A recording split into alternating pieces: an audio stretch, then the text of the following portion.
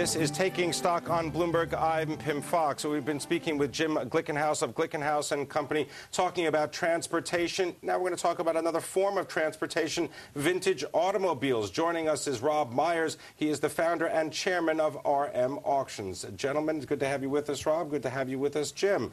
Rob Myers, talk a little bit about your upcoming auction. It seems as though Fiat's investment in acquiring Chrysler has a kind of resonating effect when you look at what's going on in the vintage automobile market. Tell us about some of the highlights.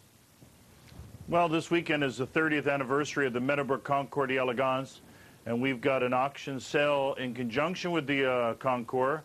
It's one of the three major Concours events in the world. We stage an auction in conjunction with. We've got about 110 cars, about a $12 million offering.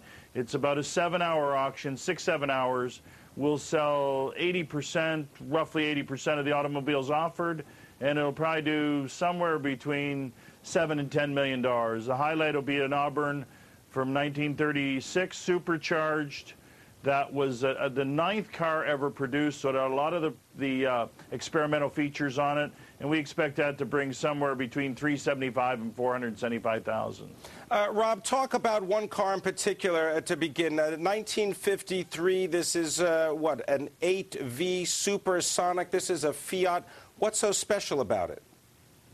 Well, it's a one-off body owned by a very well-known collector in California who's shipping the car for Concours. It's not for auction. It's for the show on Sunday. And it's a one-off Fiat 8V called the Supersonic with an extremely exotic body on it. And like I said, it's the only one in the world, so it's pretty much priceless. And it's one of the stars of the Concours on Sunday. Jim, is this going to be one that you would like to... It's not for auction, as Rob says, but would you like to add it to the collection? I mean, is this the kind of car that you focus on in your collection? Oh, I really do. I mean, that's a spectacular car, and I'll actually be at Meadowbrook with 2 cars. One of them is also a one-of-one. It's called Dino Competizione. It was owned by Andrea Pininfarina, and it was in the Pininfarina Museum for 40 years. And I just worked on him for about 40 years, and he finally agreed to sell it to me. And that's I like the stories. I like the history and the beauty of them. And that's why one should buy cars. It's because you get to learn a lot of things, meet a lot of people, go to a lot of interesting places.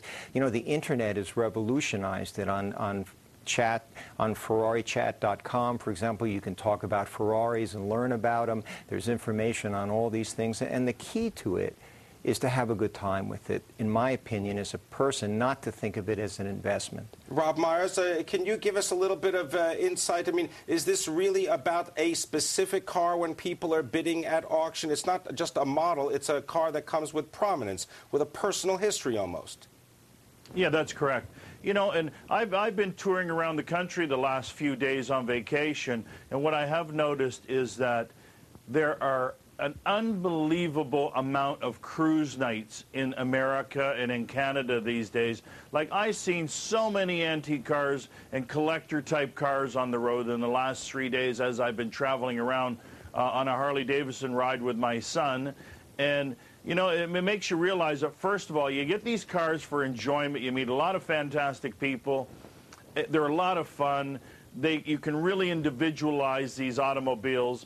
And secondly, they don't make them anymore, so they are like land in that sense that, you know, they're rare, they're not going to be produced anymore, so if you get one in great shape, they'll always hold their value. All right, just stay with us. Rob Myers, also Jim Glickenhaus. Coming up, we're going to talk about, well, a 1933 Chrysler, find out why that is on the auction block and what that might fetch. Also, we'll talk about how the vintage motor car world isn't for everyone.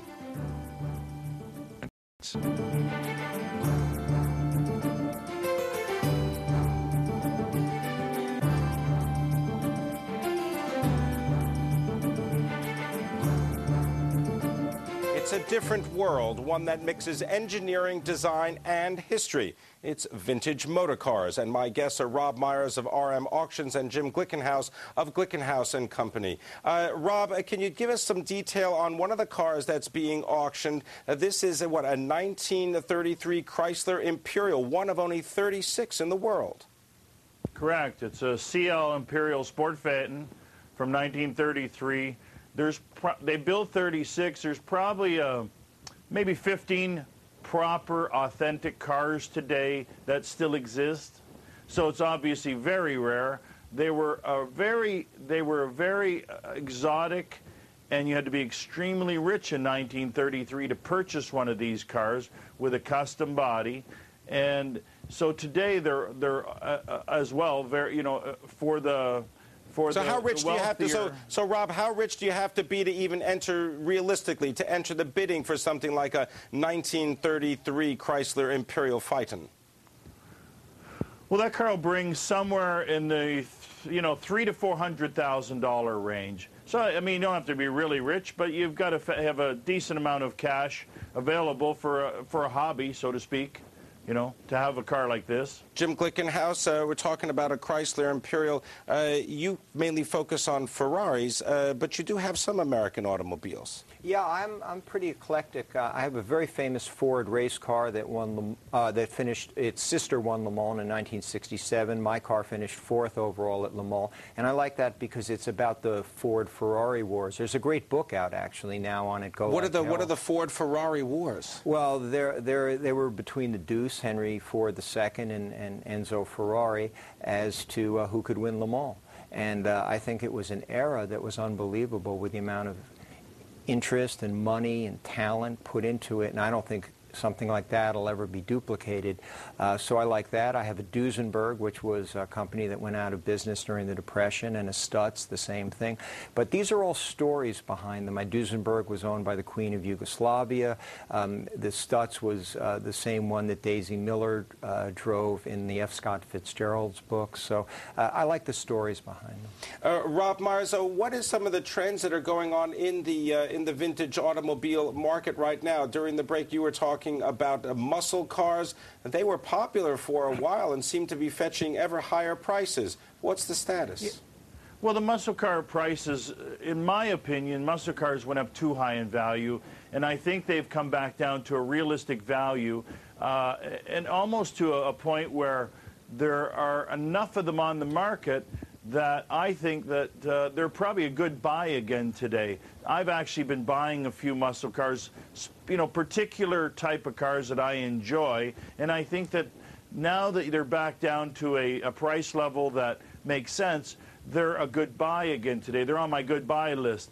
The classics, they really never skyrocket in value. They always have a steady appreciation, as do some of the Ferraris. Ferraris have gotten a little bit pricey, but they've leveled out. Jim is very happy to hear that, of course, Rob. Yeah, that's right. But I never sell cars, so it doesn't matter. You never sell cars? No.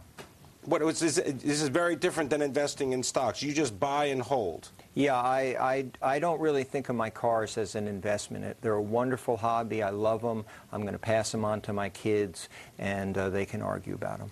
Rob Myers, when you look at the prices that are currently being paid for these vintage automobiles, does that make you give you any pause that the economy is getting better, or is it getting worse? I think that the cars haven't really been affected by the economy much. That people that have these automobiles, they're like the Jim Glickenhauses. They say, I buy these cars and I love these cars, and I'm not buying them for the investment, but I'm buying them for the fun of owning them. I want to pass them on to my children. So what I'm seeing is a lot of people are saying, yeah, I would sell my car if I got a good price. I don't know if the economy's in the right state right now to offer my car for sale. But, Rob, if somebody comes along and wants to pay X amount for it, I would consider selling it. Now, there's always certain cars they're buying and trading and selling is going on constantly, and things haven't really been affected in the car market like they have in the real estate market or different things like that, because these are primarily hobbies for people, and typically hobbies, not like in the late 80s when everybody thought, oh, I'll buy an antique car because it's a great investment. People buying these cars today buy these cars because they love them. They bought them 6, 7 years ago. They want to upgrade. They want to downgrade. Things change in life. But for the most part, other than the muscle cars that went up crazy prices over about a 3-year period, they've come back down, but that was pretty much expected. Otherwise, things have been pretty much normal. All right. Well, I want to thank you very much, Rob Myers of RM Auctions. Good luck with the auction coming up, and also our thanks to Jim Glickenhaus of Glickenhaus & Company.